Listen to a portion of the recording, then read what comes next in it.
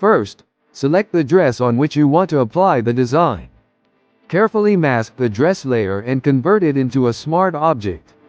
Once done, save this smart object as a PSD file for later use.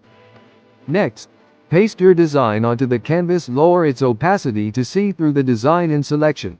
Adjust it carefully. After that, apply a clipping mask and increase the opacity. After that, go to Filter, right pointing arrow, Distort, right pointing arrow, Displace. Set the displacement value to 10. Select the PSD file you saved earlier. This step helps the design follow the natural folds and texture of the dress. Finally, change the blending mode to linear burn.